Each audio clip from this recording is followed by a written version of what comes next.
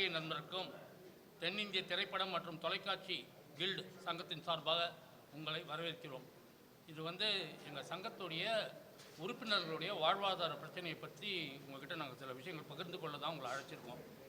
எங்களுடைய கில்டு சங்கம் 1965ஆம் ஆண்டு அப்போதைய பிரதமர் இந்திரா காந்தி அவர்களால் துவங்கப்பட்டது. இதன் நோக்கம் சிறிய முதலீட்டு தயாரிக்கப்படும் திரைப்பட தயாரிப்பாளர் நலனுக்காக அமைக்கப்பட்டுள்ளது. இந்த தென்னிந்திய திரைப்படம் மற்றும் தொலைக்காட்சி கில்டு 2 ஆண்டுகளுக்கு ஒரு முறை தேர்தல் நடத்த வேண்டும் என்பது சங்க விதிகளில் உள்ளது. ஆனால் கடந்த 8 வருடங்களாக சங்கத்தில் தேர்தல் நடத்தாமல் அலக்கழிக்கும் நிர்வாகிகளை நிர்வாகத்தில் உள்ளனர்.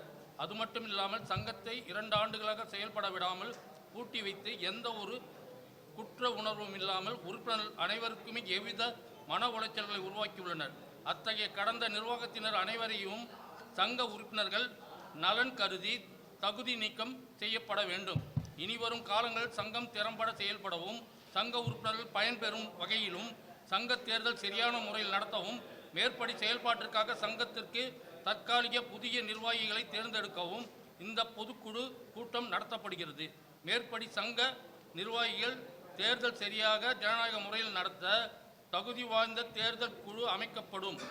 ஏறக்குறைய 4000 உறுப்பினர்களை கொண்ட இந்த சங்கத்தில் சரியாக சந்தா கட்டிய 2500 உறுப்பினர்கள் முன் காலத்தில் வாக்குரிமை நிற்கப்பட்டதும் அதை மாற்றி அமைத்து அனைவருக்கும் வாக்குரிமை மீட்டெடுத்து தேர்தல் நடத்தவும் கூட்டப்படும் பொதுக்குழு இது. 2024 மார்ச் 30ஆம் தேதிக்குள் உரிய சந்தா செலுத்திய உறுப்பினர்கள் அனைவருக்கும் ஓட்டுரிமை வழங்கப்பட்டு ஜனநாயக முறைப்படி உரிய குழுக்களின் மேற்பார்வையில் சரியான முறையில் தேர்தல் நடத்தப்படும். அதுக்கோசம் நாங்கள் இந்த மே மாதம் 10ஆம் தேதி பொதுக்குழுவை பிரசாத் லேபில் காலை 11 மணிக்கு கூட்டுறோம். அதில் அனைத்து உறுப்பினர்கள் கலந்து கொண்டு நாங்கள் இப்போ படித்த தீர்மானத்தை அனைத்தையும் பொதுக்குழுவில் நிறைவேற்ற போகிறோம் என்பதை இதன் வாயிலாக ஊடகத்தின் வாயிலாக உறுப்பினர்களுக்கும் பொதுமக்களுக்கும் தெரிவித்துக் கொள்கிறோம்.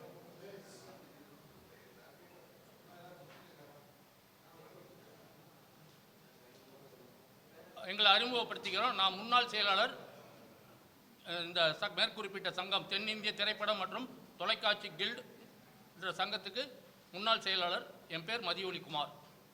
நிறைய டிவி சீரியல்ஸ்லாம் எடுத்திருக்கேன். நீங்கள் பார்த்துருக்க பிக் பாஸ்க்கெலாம் கூட ப்ரொடக்ஷன் மேனேஜராக ஒர்க் பண்ணியிருக்கேன். நான் என் பேர் ஆர் கமலநாதன். கில்டு செயற்குழு உறுப்பினராக இருந்தேன். இந்த பிரச்சனைகள் காரணமாக நான் ரிசைன் பண்ணிட்டேன். இப்போ ஃபர்தராக இந்த எலெக்ஷனை கொண்டு வரதுக்காக மே 10ஆம் தேதி ஒரு பொதுக்குழு பிரசாத் லேபில் கூட்டியிருக்கோம். அந்த கூட்டத்துக்கு எல்லாருமே வரணும்னு சொல்லிட்டு தான் இந்த ப்ரெஸ் மீட்டு இந்த கிளப்பில் நம்ம ஏற்பாடு பண்ணியிருக்கோம். அது பிரகாரம் எல்லா உறுப்பினரும் இந்த செய்தி கேட்டுட்டு அங்கே வரணுன்றது தான் நம்மளுடைய குறிக்கோள். இதுக்கு முன்னே இருந்த நிர்வாகிகள் சரியாக பண்ணாமல் கிட்டத்தட்ட 10 வருஷ காலமாக சேர்ந்த உறுப்பினர்லாம் வாக்குரிமை கொடுக்காமையும் அவங்க இப்போ கட்டின பில்லு ரசீது எதுவுமே சப்ஸ்கிரிப்ஷன் கொடுக்காம ஏமாற்றிக்கிட்டு கிட்டத்தட்ட ஒரு 10 வருஷமாக ஓட்டிட்டாங்க. ஒரு 2 வருஷமாக கில்டு சங்கத்தையே பூட்டி சீல் வச்சுருக்காங்க. அதையும் திறந்துக்கிருந்து விட்டு பார்த்தோம். அதையும் திரும்ப நிர்வாகம் சரியாக பண்ண முடியல. இந்த பொதுக்குழு எதுக்கு கூட்டுறேன்னா அந்த உறுப்பினர்கள் கூட்டி மறுபடியும் தேர்தலுக்கு கொண்டு வரதுக்காகவும் மறுபடியும் நல்ல மாதிரி இதை நடத்தணும் அப்படின்றதுக்காகவும் எல்லா உறுப்பினருக்கும் வாக்குரிமை கொடுக்கணும் அப்படிங்கிறதுக்காக தான் இதை நம்ம ஏற்பாடு பண்ணிக்கிட்டு இருக்கோம். நன்றி, வணக்கம். DD movies line G Haridas. ஆக்சுவலாக இந்த பொதுக்குழு நாங்கள் நிறைய ட்ரிப்பு நாங்கள் ட்ரை பண்ணிட்டோம். எல்லாரோடும் கலந்து பேசணும். யாரும் இன்ட்ரெஸ்ட் எடுத்து அது செய்கிற மாதிரி ஒன்றுமே தெரியல இதில். அதனால் நாங்கள் பண்ணுறோம் சொந்தமாக நாங்களே உறுப்பினர்லாம் சேர்ந்து சிறப்பு பொதுக்குழுவாக கூட்டி மே 10ஆம் தேதி 2026 பிரசாத் ஸ்டுடியோ வடபழனியில் ஏற்பாடு பண்ணியிருக்கோம். இதில் என்ன முக்கியத்துவம் விஷயம்னா எல்லாருமே இப்போ பணம் சந்தா கட்ட ஆரம்பிச்சிட்டாங்க. லாஸ்ட் டைம் பார்த்தீங்கன்னா இந்த சந்தா கட்டினவங்க எல்லாருக்கும் உங்களுக்கு உறுப்பினர் இல்லை, உங்களுக்கு அது இல்லை, இது இல்லை, தேர்தலில் ஓட்டு போட முடியாது, இப்படி பிரச்சனைகள்லாம் நிறைய இருந்தது. அதை எல்லாமே இப்போ தீர்மானத்தில் கொண்டு நிறைவேற்றிட்டு எல்லாருக்கும் ஓட்டுரிமை 2024 வரைக்கும் ஓட்டுரிமை கொடுக்க போகிறோம். அதான் எங்களோட கொள்கை, எங்களோட குறிக்கோள். முக்கியமான விஷயம் எல்லா உறுப்பினரும் திருப்பியும் இது கலந்து இந்த சங்கத்தில் கலந்து நல்ல ஆரோக்கியமாக இது நடத்தணும் முடிவு பண்ணி வச்சுருக்கோம். நன்றி, வணக்கம். அது மட்டும் இல்லாமல் இந்த சங்கம் ஒரு பாரம்பரியமான சங்கம். 2 ஆண்டுக்கு ஒரு முறை தேர்தல் நடத்தணும். தேர்தல் அதிகாரியாக 2 நீதிபதிகளையும் போட்டாச்சு.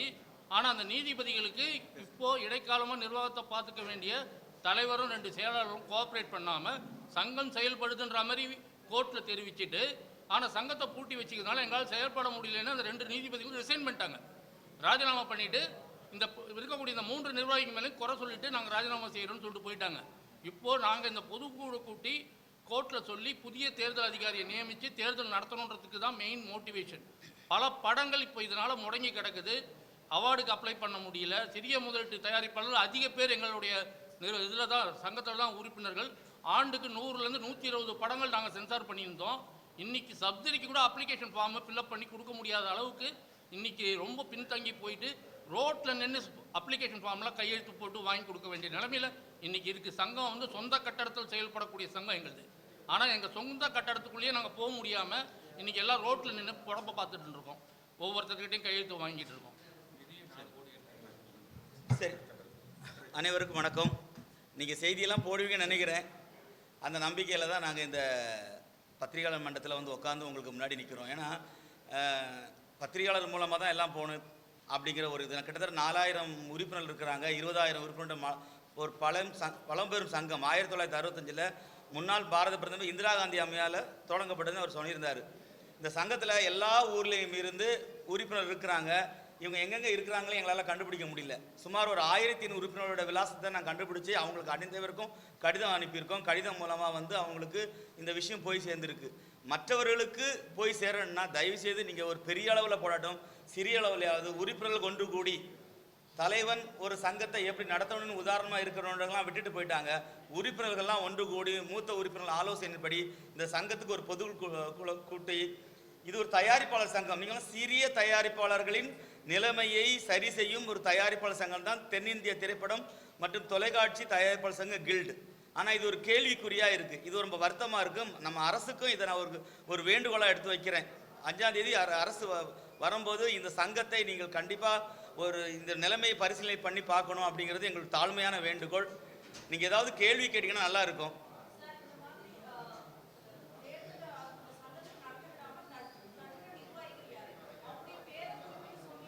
இல்லை அது வேண்டாம். என்ன அப்படின்னா இது காலங்காலமாக எல்லா சங்கங்களும் நேற்று கூட நாங்கள் ப்ரெஸ் மீட்டில் வந்து கேட்கும்போது கில்டு அப்படின்னா கொடுக்க மாட்டேன்னாங்க.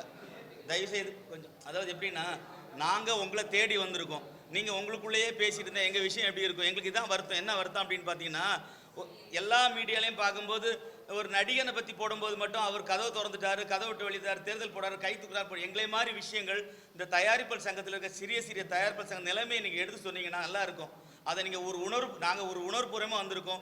நீங்களும் உணர்வுபூர்வமாக இந்த விஷயத்தை செய்தியாக பரவ நல்லா இருக்கும். நான் சகோதரி கேட்ட மாதிரி தங்கச்சி கேட்டதுக்கு நான் பதில் சொல்கிறேன். நிறைய சங்கங்கள் இங்கே பக்கத்தில் கில்டு பூட்டி இருக்குது, சீல் வச்சிருக்கு, தரமாட்டோம் அப்படின்னாங்க. அப்போ நாங்கள் தயாரிப்பாளர் சங்கம்னு சொன்னப்போ தான் இங்கே அனுமதி கிடச்சிது. இதே மாதிரி பல ஆயிரம் சங்கங்கள் தலைவர்கள் செயலாளர் கூட ஈகோ சண்டையில் பூட்டி கிடக்கு. இப்போ ஒரு அப்பா எப்படி வீட்டை விட்டு போயிடுறாரோ, குடும்பத்தை விட்டு பிள்ளைங்க வளர்ந்து அந்த குடும்பத்தை நடத்துகிற மாதிரி நாங்கள்லாம் ஒற்றுமையாக இருந்து சங்கத்துக்கு பொதுக்குழு நடத்தி புதிய நிர்வாகிகள் எங்களுக்குள்ளே எந்த பாகுபட்சம் தேர்வு செய்து தேர்தல் நடத்தலான்னு இருக்கோம். நிர்வாகிகள் இருக்காங்க, நிறைய பேர் இருக்காங்க. இப்போ தேர்தல் கோசம் 3 நிர்வாகிகள் போட்டிருக்காங்க. நான் பேசுகிறேன், கொஞ்சம் இருங்க. ஐயா நான் பேசுகிறேன். ஐயா வணக்கம். நான் கள்ளக்குறிச்சி சங்கர். நாங்கள் வந்து பார்த்தீங்கன்னா கோடி கனவோடு வரோம். கிராமத்தில் இருந்தும் சரி, நகரத்தில் இருந்தும் சரி, பல்வேறு வழியிலிருந்து வந்து வெளிநாடுகளில் இருந்து நிறைய பேர் அது ஐயா தலைவர் வந்து ஜாக்குவார் தங்கம். ஐயா தலைவர் ஜாக்குவார் தங்கம், செயலாளர் துரைசாமி, இன்னொருத்தர் ஜம்பு. ஏன்னா அந்த கனவு எங்களுடைய இதை சொல்லுவார். ஏன்னா அவங்களுக்கு வந்து பார்த்துக்கிட்டீங்கன்னாக்கா கிட்டத்தட்ட 2 ஆண்டுகளுக்கு ஒரு முறை தேர்தல் வரணுங்கய்யா. இவங்க வந்து அதை வந்து அவங்களுடைய சொந்த பொருளாதாரத்துக்கு பயன்படுத்திக்கிட்டாங்க. இப்போ நாங்கள் அதில் வந்து கேள்வி கேட்க உடனே தேர்தல் ஏன் நடத்தப்படலை? அப்போ ஏற்கனவே பார்த்தீங்கன்னா 12 ஆண்டுகளுக்கு முன்னாடி இதேமாதிரி சீர்காழி ஏற்படும் போது அண்ணன் இவர் தான் வந்து பொதுக்குழு கூட்டுறாரு. இவர் தலைமையில் தான் கூட்டி மீண்டும் நிர்வாகிகளை தேர்வு செய்கிறார். அந்த நிர்வாகத்தில் துணைத் தலைவராக இவர் ஜாக்குவார் தங்கத்தை தேர்வு செய்கிறோம். அப்போ தேர்வு செஞ்ச பார்த்து அதே அந்த பாதிக்கப்பட்ட இடத்துல இருந்த தலைவர் சரியாக இருப்பாருன்னா நாங்கள் ஜாக்குவார் தங்கத்தை தலைவராக கொண்டு வரோம் 8 ஆண்டுகளுக்கு முன்னாடி. ஆனால் ஜாக்குவார் தங்கம் வந்த பார்த்து ஐயா ஏஎம் ரத்னம் துணைத் தலைவர், கலைக்கோட்டை உதயம் தமிழ் டிவி ஓனர் வந்து துணைத் தலைவர். அவங்க 2 பேரும் இதற்காக செயல்படணும் எவ்வளோ முயற்சி பண்ணாங்க. ஆனால் அவர்களே இவர் ஜாக்குவார் தங்கம் அங்கே எங்கே ஏரியாவில் இருந்து ஆளுங்களை கூட்டிகிட்டு வந்து அடிக்கிறது, அலுவலகத்துக்குள்ளே இருக்க பொருளை தூக்கிட்டு போயிடுறது. அங்கேயே பார்த்தீங்கன்னா சில வீடியோக்கள் எங்கள்கிட்ட இருக்குது, நான் கேட்டிங்கன்னா கூட நான் உங்களுக்கு தரேன்.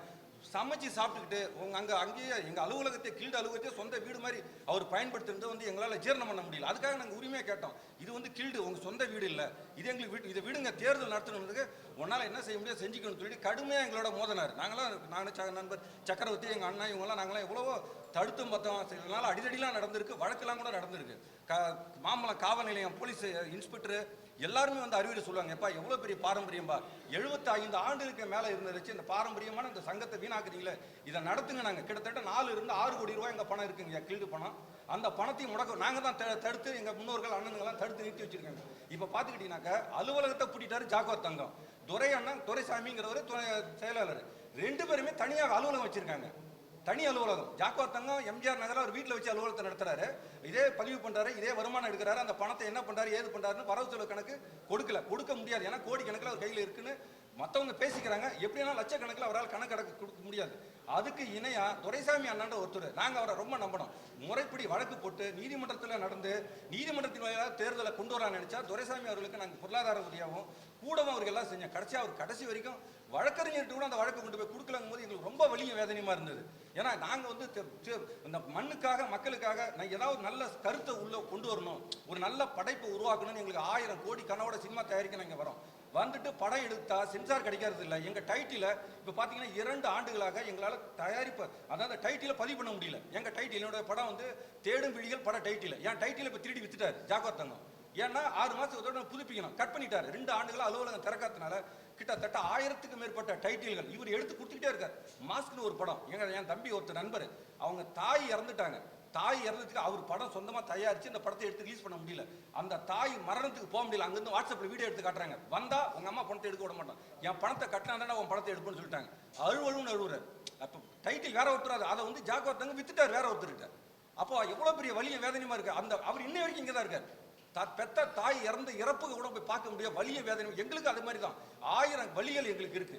எங்க படங்கள் நான் நல்லா பார்த்தீங்கன்னா நம்ம இப்போ இந்த கில்டு முடங்கியதால் ஐயா தரமான படங்களை கொடுக்க முடியல. நாங்க தான் தேசிய விருது வாங்குற படங்கள் எல்லாம் கில்டுல இருந்தா வெளியே வந்திருக்கு. சொல்லுங்க ஐயா, இதை கேட்க வந்தீங்க, சொல்லுங்க ஐயா.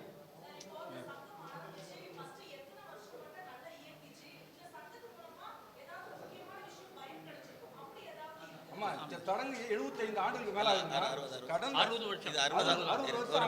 இது 60வது ஆண்டு 1965. இதுல ரஜினி அவர்கள், கலைப்புலி தானு அவர்கள், அப்புறம் பெரிய பெரிய ஏஜிஎஸ், சேவியம் எல்லாருமே இதுல உறுப்பினர் இருக்காங்க. இப்ப யாருமே வரதில்லை. இதுக்கு ஒரு எங்க சங்கத்தில் நடந்த முக்கியமான ஒரு சம்பவம் சொல்றீங்கல்ல, அதாவது ரோஜா படம் வந்து தேசிய விருதுக்கு தேர்ந்தெடுக்கப்பட்டுச்சு. எல்லாருக்கும் தெரியும், தினத்தந்தியிலே ஒரு ஃபுல் பேஜ் போட்டாங்க. ஆனால் தேவர் மகன் வந்து எங்கள் சங்கத்து மூலிமா ரெக்கமெண்ட் பண்ணி தான் தேவர் மகன் தேசிய விருதில் செலக்ட் ஆகி அது தேசிய சிறந்த படமாக தேர்ந்தெடுச்சு. அதுபோல் எங்களுக்கு எங்கள் சிறிய முதலீட்டு தயாரிப்பாளர்களுக்கும் படைப்புகளையும் நாங்கள் ப்ரமோட் பண்ணுறதுக்கு எங்கள் வாய்ப்பு மொத்தமாக மறுக்கப்பட்டிருக்கு. இப்போ தேசிய விருதுக்கு கிட்டத்தட்ட 8 வருஷமாக எங்களால் அப்ளையே பண்ண முடியல. எங்களுடைய பணம் நாங்கள் கட்டுறோம் பார்த்தீங்களா, சந்தா காசுலேயே எஃப்எஃப்ஐக்குன்னு ஒரு 10 ரூபா தனியாக கொடுக்குறோம். ஆனால் எஃப்எஃப்ஐக்கு சந்தா போய் சேரல. இப்போ சொன்னாங்கல்ல 7 கோடி ரூபா, அதுக்கு நாங்கள் ஜிஎஸ்டி கட்ட முடியாமல் எங்கள் பணம் முடங்கி கிடக்குது. சங்கத்துடைய பணம் முடங்கி கிடக்குது. நாளைக்கு மத்திய அரசு இது போல் நீங்கள் ஜிஎஸ்டி கட்டலையேன்னு சொல்லிட்டு எங்கள் பணத்தை எடுத்துக்கிட்டாங்கன்னா அதுக்கு இந்த 3 நிர்வாகிகளும் பொறுப்பாக முடியுமா? கஷ்டப்பட்டு தயாரிப்பு. அதே போல் கொரோனா காலத்துலேருந்து இன்ன வரைக்கும் மறைந்த உறுப்பினர் ஒருத்தருக்கு கூட இறப்புக்குன்னு கொடுப்போம் அன்பு தொகை. அந்த அன்பு தொகை கூட அந்த வீட்டுங்களுக்கு கொடுக்க முடியல. ஒரு ஃபங்க்ஷனுக்கு போயிட்டு ஒரு மாலை மரியாதை கூட செய்ய முடியல சங்கத்து சார்பாக. இவ்வளோ பாரம்பரியமான சங்கம் செயல்படாமல் இருக்குது. அதை மீண்டும் செயல்படுறதுக்கும் அந்த உறுப்பினர்கள் எங்களுக்கு இப்போ கையில் இருக்கிறது வந்து முன்னாடி 2015 நடந்த தேர்தலுக்கு எங்கள் கிட்ட இருக்கிற ஓட்டர்ஸ் லிஸ்ட் 1400 பேரை தவிர புதுசாக சேர்ந்த 2500 பேர் யார் சேர்ந்தாங்க, எங்கே இருக்காங்கன்னே எங்களுக்கு தெரியல. அந்த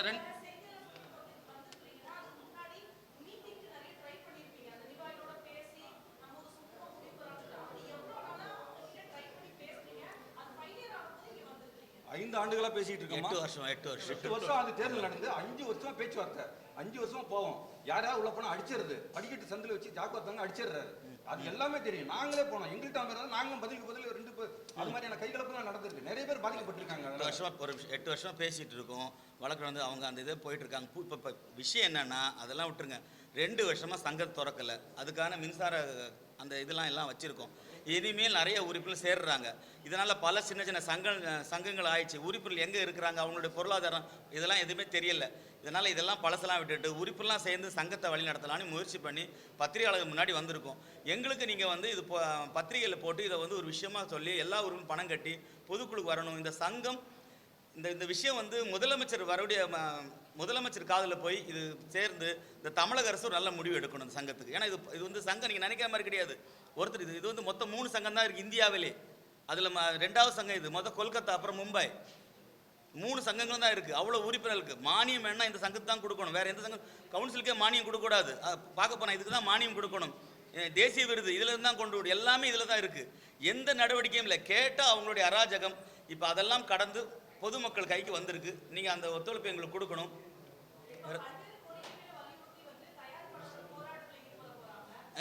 2ஆம் தேதி பண்றாங்க. நாளைக்கு 100% அந்த போராட்டத்துக்கு எங்க ஆதரவு ஆதரிக்கிறோம். அதில் நாங்கள் கலந்துக்கிறோம். அது மட்டும் இல்லாமல் இந்த கில்டுங்கிறது சென்ட்ரல் கவர்மெண்ட்டுடைய தொடர்புடையது. இன்னைக்கு ரிஜிஸ்டரே கட்டாயி போச்சு. பதிவில் இருந்து இன்னைக்கு விலக்கப்பட்டிருக்கு. அதுக்கு காரணம் இதே தலைவர் செயலாளர்கள் தான் காரணம். ஏன்னா அவங்க புதுப்பிக்கணும். கவர்மெண்ட் ரெக்கார்டு வந்து ரிலீஸ் ஆகிருக்காது. அதனால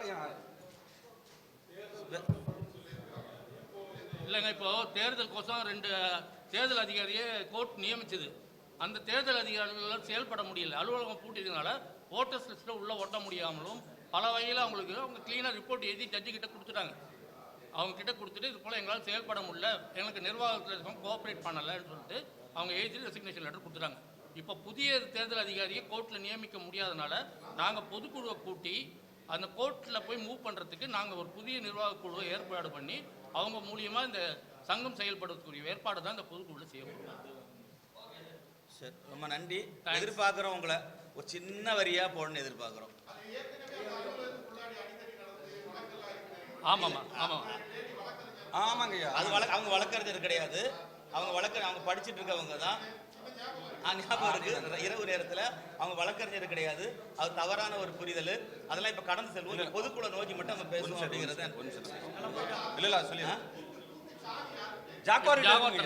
ஜாக்குவார் தங்கம் தலைவர் ஆமா தலைவர் வழக்கு எது இல்லைங்க. இவர் ஏதோ போட்டிருக்கிறாரு. உறுப்பினர் முன்ன போட்டிருந்தாருங்கய்யா. ஐயா 3 ஆண்டுகளுக்கு முன்னாடி உறுப்பினர் உள்ள வரக்கூடாதுன்னு தீர்ப்பு வாங்கியிருந்தாரு. நாங்களே அப்ப கேட்டோம், எப்ப உறுப்பினர்கள் இல்லாம எப்படி ஒரு சங்கம் இயங்கும்? தலைவர் செயலாளருக்கு என்ன வேலை? இந்த தீர்ப்பு மேலே எங்களுக்கு சந்தேகமா இருக்கு. நீதி அரசர்கள் தான் வாங்கினாங்களா கொடுத்தாங்களா, நீங்க ஏதாவது ரெடி பண்ணிட்டு வந்தீங்களான்னு கூட நாங்க கேள்வி கேட்டோம். ஏன்னா ஐயாவுக்கு தெரியாது கிடையாது. உங்களுக்கு ஒரு சங்கம்னா சங்கத்தில் உறுப்பினர்கள் வந்து பணம் கட்டாம உறுப்பினர்களே உள்ள வரக்கூடாதுன்னு ஒரு நீதிபதி ஒரு தீர்ப்பு கொடுத்துருக்காருன்னு சொல்லி எங்கள்கிட்ட வந்து காட்டுறாரு.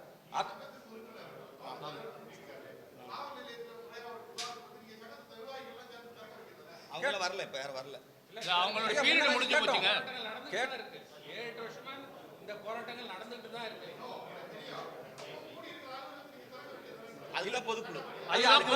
அதிகாரத்தை வாங்கி அதான் ஜனநாயக முறைப்படி ஜனநாயக முறைப்படி நடந்துக்கணுங்கிறதுக்காக பிரஸ் மீட்டை கூட்டுறோம். 10ஆம் தேதி நாங்க வந்து பிரசாத் லேப்ல வந்து பொதுக்குழு கூட்டிட்டு நிர்வாகிகள் அந்த நிர்வாகிகளை நீக்கிட்டு புதிய நிர்வாகிகளை நாங்க தேர்வு செய்யறோம். அந்த நிர்வாகிகள் பதவி ஏற்கிறாங்க. பதவி ஏற்ற உடனே முறையா நாங்க கடிதம் கொடுத்து சாவி கேட்போம். தரல அப்படின்னா நாங்க வந்து புது நிர்வாகிகளோட இயங்கும். அது இல்லாம அப்புறம் நாங்க முறைப்படி காவல் எங்க போகணுமோ நீதித்துறையா அல்லது பத்திரிகையாளர் பண்றோமா எங்க கேட்கணுமோ நீதிக்காக மறுபடியும் நாங்க ஜனநாயக ரீதியாக நாங்கள் செயல்படுவோம். மீண்டும் கில்டை மீட்டெடுப்போம். பழையபடி நாங்கள் நடத்துவோம். ஏன்னா சொந்த கட்டடம் எங்களுக்கு மட்டும்தாங்க இருக்கு. கில்டுக்குன்னு சொந்த கட்டடம் இருக்கு. 6-7 கோடி ரூபாய் பணம் இருக்கு. ஒரு 4 கோடி ரூபாய் கிட்ட பேங்க் அக்கௌண்ட்ல வச்சிருக்கோம். ஏன்னா அந்த அக்கௌண்ட்லாம் பிளாக் பண்ணதுனால அந்த அமௌண்ட் எடுக்க முடியல. அந்த அமௌண்ட் அப்படியே தான் இருக்கு. சொந்த கட்டடம் இருக்கு. கிட்டத்தட்ட 3000 உறுப்பினர் மேல இருக்காங்க. 1500 பேர் மட்டும்தான் எலிஜிபிள் ஆஃப் த ஓட்ஸ். மற்றவங்கலாம் ஓட்டு உரிமையை கொடுக்கறது இல்லை. ஒரு சின்ன உதாரணம் சொல்ற கேளுங்க.